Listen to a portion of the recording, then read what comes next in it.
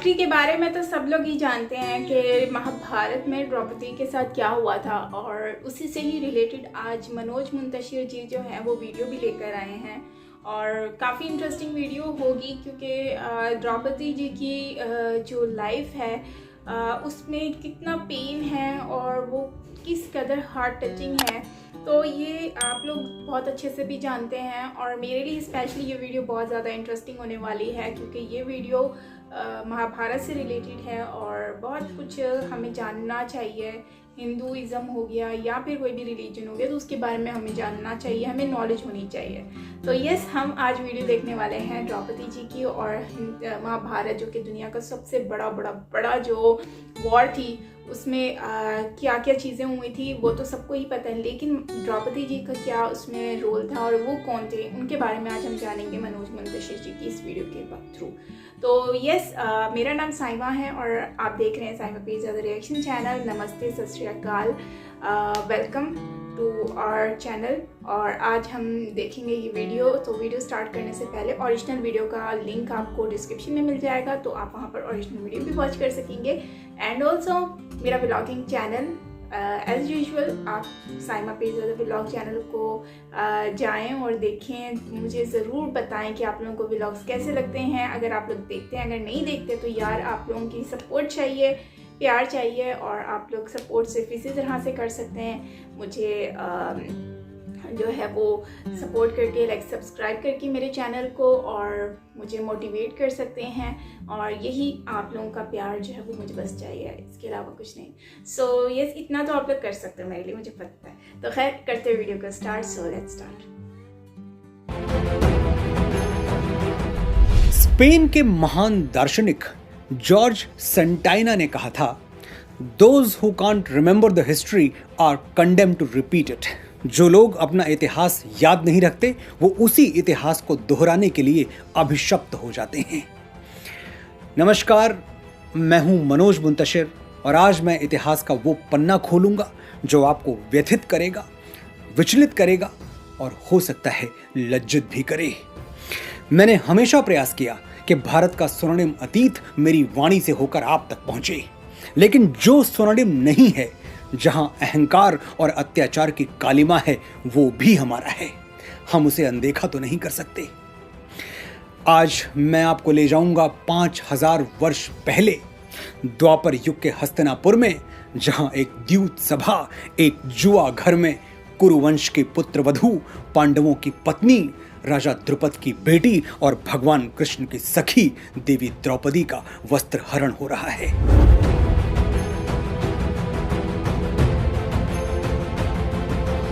कौन थी द्रौपदी?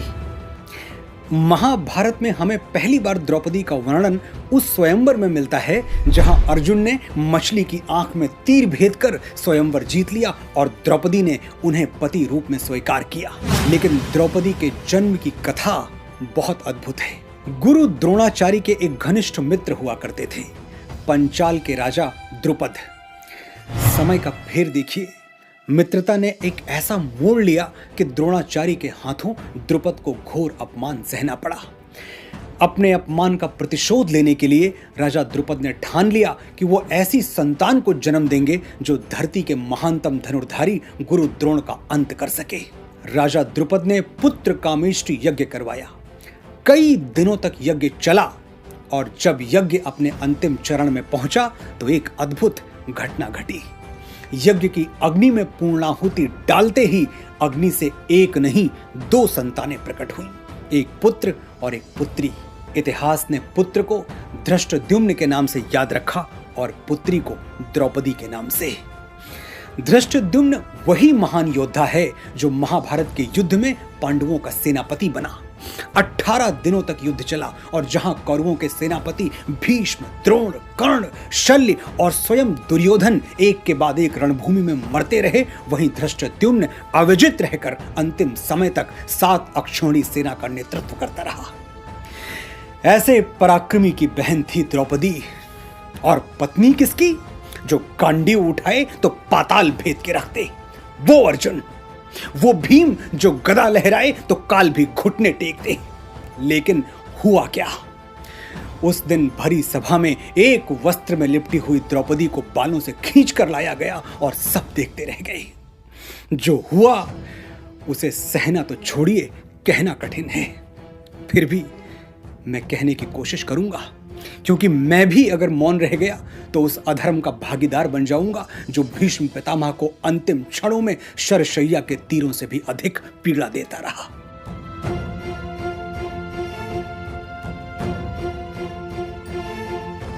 युधिष्ठिर जुए में अपना राजपाट, अपनी संपत्ति, अपने चारों भाई और अंत में खुद अपने आप को भी हार गए।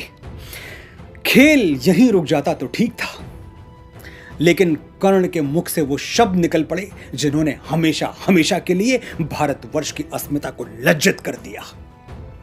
कर्ण बोला, अभी वो मृगनयनी, वो अहंकारी द्रौपदी बाकी है युधिष्ठिर, उसे दांव पर लगाओ। नीतिवान विदुर से यह घृणित विचार सहन नहीं हुआ।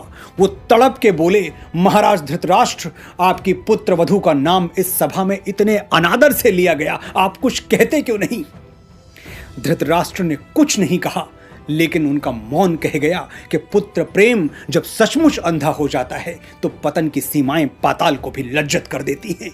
दुर्योधन ने संकेत दिया और सभा में बैठा हुआ उसका नीच भाई दुशासन उठकर द्रौपदी के कक्ष की ओर चल पड़ा। द्रौपदी को उसने सभा में चलने का आदेश दिया तो द्रौपदी ने एक नजर अपने आप को देखा। वो रजस्वला थी, मासिक धर्म से गुजर रही थी और इसीलिए सिर्फ एक वस्त्र में लिपटी हुई थी। ना कोई श्रृंगार, ना कोई आभूषण, ना पांव से सर तक उनका बदन ढकने वाले वस्त्र। उन्होंने हाथ जोड़कर अपने देवर से कहा, मुझे इस दशा में वहां मत ले चलो दुशासन, मैं कुरुवंश की मर्यादा हूं। दुशासन ने निष्ठुर आंखों से विवश द्रौपदी को देखा और लपक कर उनके बाल पकड़ लिए घसीटता हुआ चल पड़ा वो राजसभा की ओर। द्रौपदी पीड़ा से कराह उठी, हाथ जोड़कर गिड़गिड़ाई, जो मुझे पहचानते हैं वो तो पहचान जाएंगे, जो नहीं पहचानते हैं उन्हें क्या कहोगे दुशासन कि मैं महाराज पांडु की पुत्र वधू? और रास्ते में अगर ज्येष्ठ माता श्री मिल गई गांधारी, वो पूछ बैठी कि क्या घसीटते ले जा रहे हो, तो क्या कहोगे कि तुम कुरुवंश की मर्यादा को बालों से पकड़कर घसीटते हुए ले जा रहे हो? लेकिन कहां एक सती का चीत्कार और कहां सत्ता का अहंकार। दुशासन के कानों से टकराकर द्रौपदी के शब्द कांच की तरह चटक गए। ले आया वो द्रौपदी को भरी सभा में खींचकर।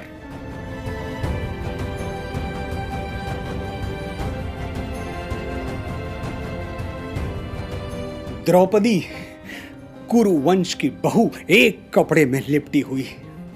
भीष्म पितामह की आंखें झुक गईं। पंचाली ने वो झुकी हुई आंखें देखी तो बोल पड़ी, आंखें झुकाने से क्या होगा पितामह, मैं आपकी कुल वधू द्रौपदी एक वस्त्र में लिपटी हुई ऋतु स्नान किए बिना इस भरी हुई कुरु सभा में आपको प्रणाम करती हूँ और ये जानना चाहती हूँ कि आज आप मुझे क्या आशीर्वाद देंगे। आप तो ज्येष्ठ कुरु हैं, महावीर हैं, महाविद्वान हैं। बताइए, क्या आपने केवल कुरु सिंहासन की रक्षा का वचन लिया था? क्या कुरु मर्यादा का कोई महत्व नहीं है? आप जैसे महापुरुष शूरवीर को इस तरह मुंह छुपाना शोभा नहीं देता पितामह।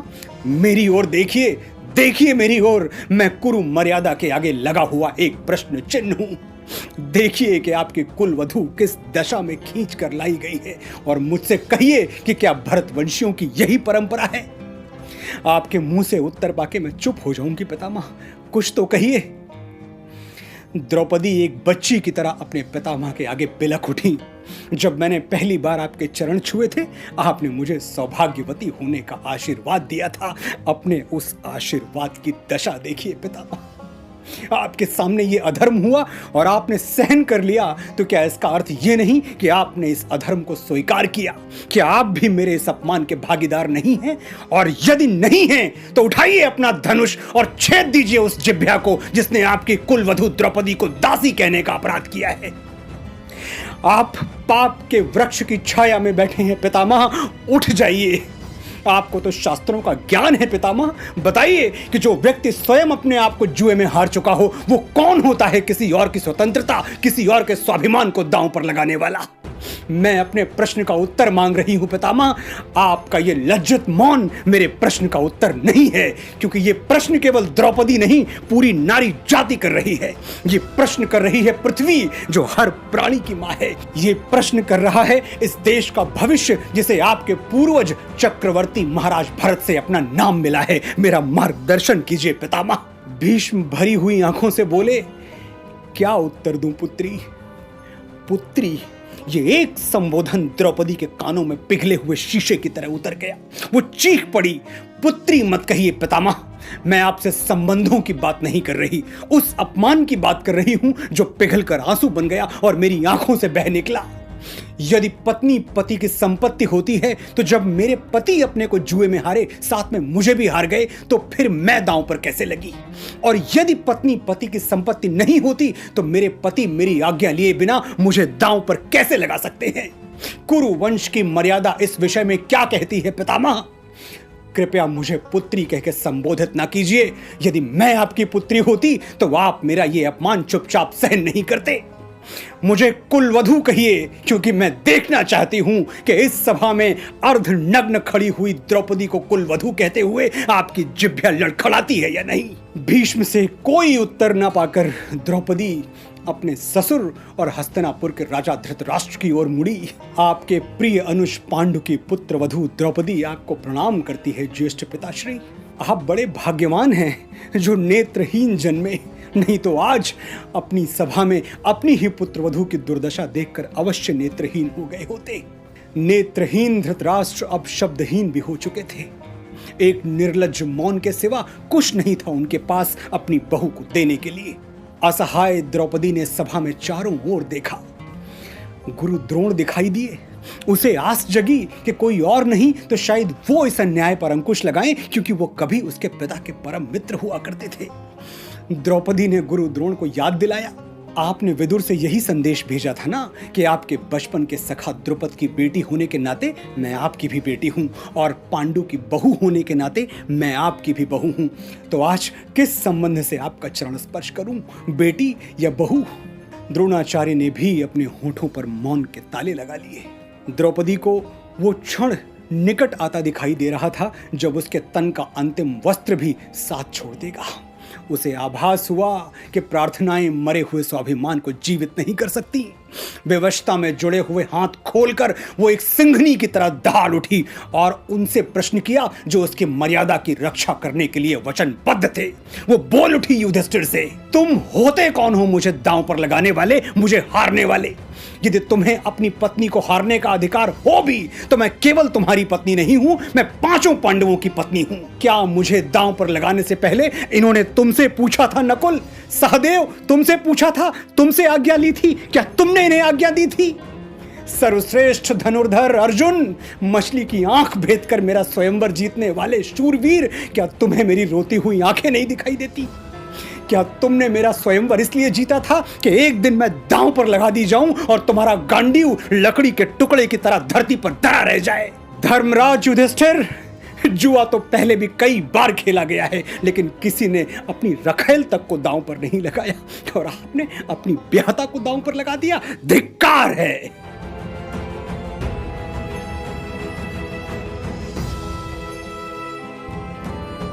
द्रौपदी के सभी मान मनुहार, सभी उलाहने, सभी प्रश्न और सभी प्रार्थनाएं व्यर्थ चली गई। दुर्योधन एक निरंकुश हाथी की तरह चिंगाड़ उठा, नंगा कर दो मेरी इस दासी को, जरा मैं भी तो देखूं जिसे मैंने जुए में जीता है वो बिना वस्त्रों के दिखती कैसी है। दुशासन तो जैसे इसी आदेश के लिए प्रतीक्षारत था। उसके हाथ द्रौपदी की चीर की ओर ऐसे बढ़े जैसे कोई नाग अपने शिकार की ओर झपटता है। भरी सभा के सामने द्रौपदी के बदन से सारी खींचने लगी। वो द्रौपदी जिसके शरीर को पवन भी नहीं छू सका, सूर्य का प्रकाश भी नहीं देख सका, आज अपने पतियों के होते हुए, पितामह और गुरुओं के होते हुए निर्वस्त्र हो रही थी। अब पंचाली किससे आस लगाती?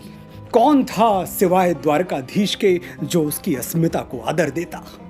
चीर का एक कोना अपने दांतों तले दबा के द्रौपदी मन ही मन पुकार उठी, मेरी लाश बचाओ गिरधारी। कृष्ण ने अपनी सखी को निराश नहीं किया।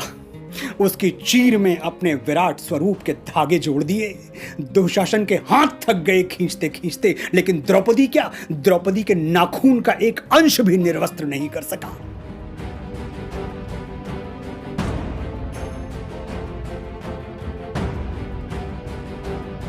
उस दिन हस्तिनापुर में जो हुआ उसकी परिणति ये हुई कि 100 पुत्रों के होते हुए भी गांधारी निसंतान मरी। कुरुक्षेत्र में इतनी चिताएं जली कि आज 5000 वर्षों बाद भी धुएं से आसमान काला है।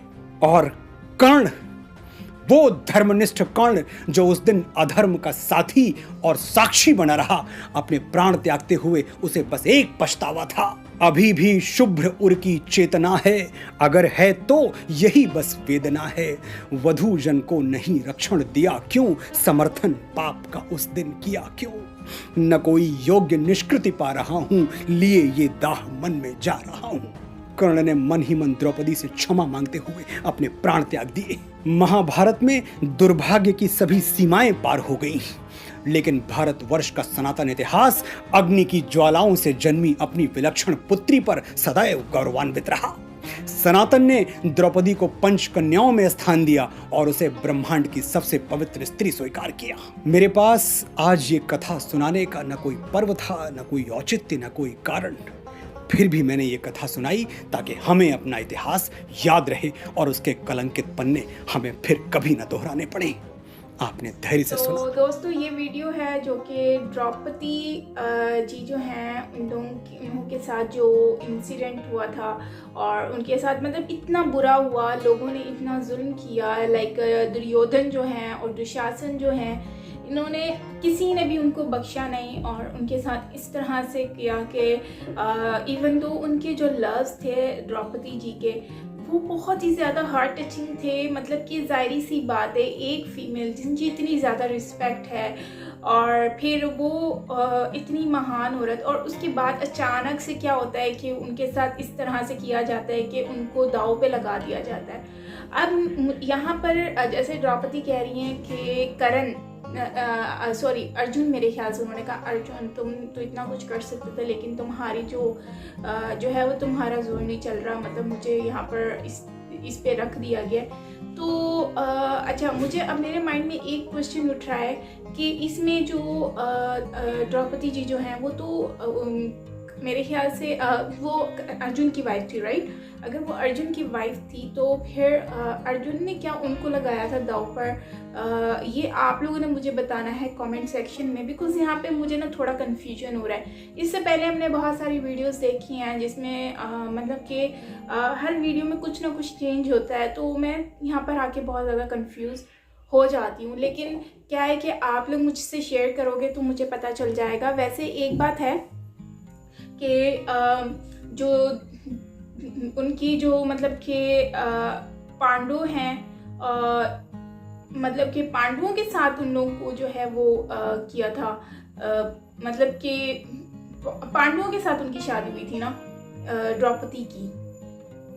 जो पांडव थे उन्होंने जो है वो अपनी वाइफ जो कि द्रौपदी हैं उनको बेसिकली युधिष्ठिर जो हैं उन्होंने अपनी जो द्रौपदी हैं उनको जो है वो वहाँ पर हार गए, गेम में, जुए में हार गए, जो कि एक बहुत ही दुख और तकलीफ़ की बात थी उनके लिए। जाहिर सी बात है वो बहुत ज़्यादा डिसहार्ट हुई होंगी कि मुझे इतना भरी महफिल में भी हार गए हैं, जुए में लगा दिया। तो खैर कृष्ण जी जो हैं उन्होंने उनका बहुत ज़्यादा साथ दिया और उनकी हेल्प किया। हालांकि उनके साथ बहुत कुछ हो सकता था, स्पेशली जब वो अंदर बैठी थी और उनको जो है वो अंदर से बाहर खींच कर लाया गया क्योंकि वो नहीं आ रही थी। तो उनको जो है ये ज़बरदस्ती खींच कर लाए थे कौरव और उनको जो है वह ह्यूमिलेट किया गया था, उनकी इंसल्ट की गई थी भरी महफिल में, उनके कपड़ों के साथ मतलब छेड़छाड़ी की गई, जो कि बहुत ही ज़्यादा मतलब कि इस तरह की उनके साथ उस वक्त कंडीशन हुई थी। तो लेकिन उस वक्त जो है जाहिर सी बात है पांडव जो कि 5 भाई थे उनकी शादी हुई थी उनसे और अर्जुन उनमें से एक थे जिन्होंने उनसे शादी की हुई थी। तो खैर वो लोग भी उस टाइम पर कुछ कर नहीं पाए क्योंकि उन लोगों के अंडर में ये सब कुछ था ही नहीं। तो यही कहूँगी कि जो भी द्रौपदी जी के साथ हुआ उस टाइम पर वो बहुत ही गलत हुआ। और जो कर्ण ने उनको बहुत ज़्यादा ह्यूमिलेट किया था, और हालांकि कर्ण को ऐसा करना नहीं चाहिए था, उन्होंने फिर भी उनके साथ वहाँ पर इस तरह से उनको ह्यूमिलेट किया गया। और कर्ण के साथ साथ जो है वो कौरव को भी मौका मिला, उन्होंने भी बहुत ज़्यादा उनको ह्यूमिलिएट किया। और इसके अलावा जो दुर्योधन है, दुशासन, उन सब ने भी मिलकर इतना मतलब कि किसी ने कोई कसर छोड़ी ही नहीं। और इन जो लफ्ज़ मनोज जी बताते हैं अपनी इस वीडियो के थ्रू कि उन्होंने जो एक्सप्लेन किया है, मतलब उससे हम आइडिया लगा सकते हैं कि वो किस कदर तकलीफ़ से गुजरी होंगी उस टाइम पर। तो खैर इनकी तो ज़िंदगी बहुत ही ज़्यादा उलझी हुई थी उस टाइम पर, क्योंकि जाहिर सी बात है द्रौपदी जो हैं उनको जुए में हार गए युधिष्ठिर, और पांडवों के साथ उनकी शादी कर दी गई जो कि 5 आपस में भाई थे। और जो हैं वो ये वही पांडव है ना जिनके गांव भी छीन लिए थे ये दुर्योधन वगैरह ने। तो खैर कर्ण तो दुर्योधन के साथ मिला हुआ था। तो एनीवेज वैसे कहते हैं कि कर्ण जो है वो बुरे नहीं थे, लेकिन वो बुराई के साथ देते थे, बुराई के साथ रहते थे हमेशा। लेकिन अगर वो अच्छाई के साथ रहते तो यकीनन बहुत सारी चीज़ें, शायद ये महाभारत ना होती, शायद ये सब कुछ ना होता जो द्रौपदी के साथ हुआ। और इन्होंने जो उनको जुए में हराया, और जो है वो, और मतलब बहुत सारी चीज़ें सही हो सकती थी। लेकिन क्या है कि ये सब कुछ तो होना ही था। अगर ना होने को होता तो कृष्ण जी भी इस चीज़ को रोक सकते थे, लेकिन उन्होंने नहीं रोका। तो उसका एक ही वजह है कि ये सब कुछ होना ही था। उन्होंने कोशिश तो की थी, लेकिन फिर भी ये सब हुआ, तो यकीनन इसको होना ही था। तो फ्रेंड्स, आपका क्या कहना है इस वीडियो के बारे में, आपने ज़रूर शेयर करना है कमेंट सेक्शन में। और बाकी ओरिजिनल वीडियो का लिंक आपको डिस्क्रिप्शन में मिल जाएगा, एंड मेरा व्लॉग चैनल का लिंक आपको कमेंट सेक्शन में पिन मिल जाएगा।